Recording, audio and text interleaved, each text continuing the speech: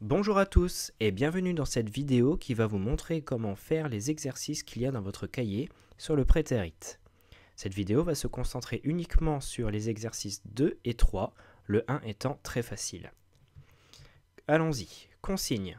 Trouvez la question correspondant aux réponses suivantes. Les principales difficultés que vous allez rencontrer vont être identifier les bonnes informations et ensuite formuler la question correctement. Je vous renvoie à votre cours pour les formules magiques ou alors à la vidéo sur le prétérit. Allons-y, on va procéder à l'identification des éléments. On va commencer par le sujet. The battle took place in the northwest of Hastings. Donc notre sujet, the battle, en bleu. Ensuite, took place. C'est donc le verbe. Voilà, took place.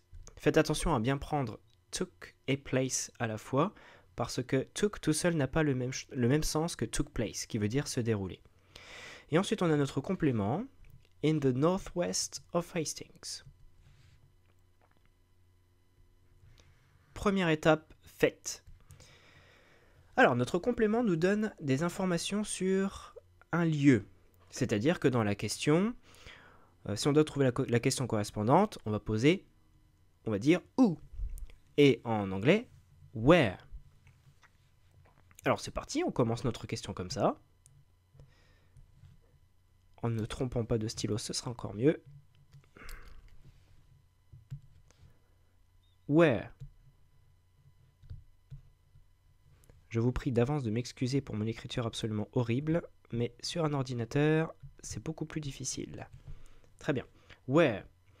Ensuite, si vous vous souvenez de votre formule magique, juste après le mot interrogatif en WH, nous avons l'auxiliaire.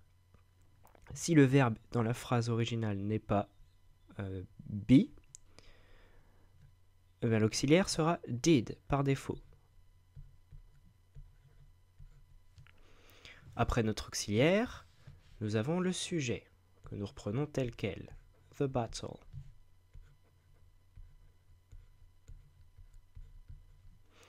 Et là, c'est ici qu'il faut faire attention. La question se termine toujours par la base verbale. Et ici, nous avons un verbe conjugué, c'est-à-dire que ce took, là, il faut trouver la base verbale correspondante, la forme la plus simple, non conjuguée. Et c'est take. Et comme le verbe en entier, c'est took place, eh bien, on reprend place aussi. Donc, on marque take place. Ne pas oublier de terminer la question par un point d'interrogation. Where did the battle take place? On passe à la deuxième réponse. Yes, William won the battle. Ici, vous avez vu qu'on peut répondre par oui ou par non. Ici, on a répondu par oui. C'est-à-dire que nous allons poser une question fermée. Les questions fermées sont des questions auxquelles on ne peut répondre que par oui ou par non.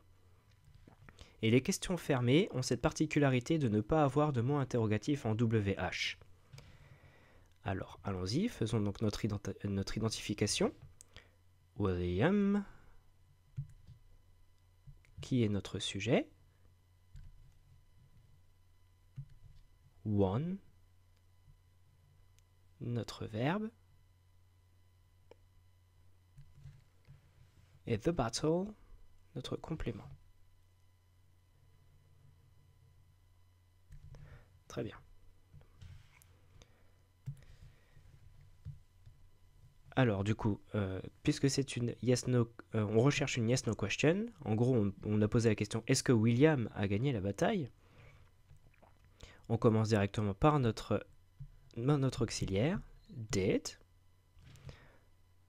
Ensuite, notre sujet, William.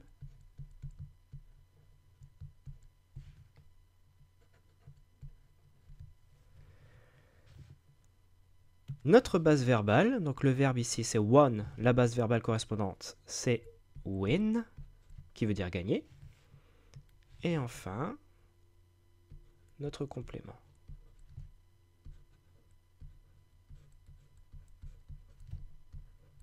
Et on termine par un joli point d'interrogation.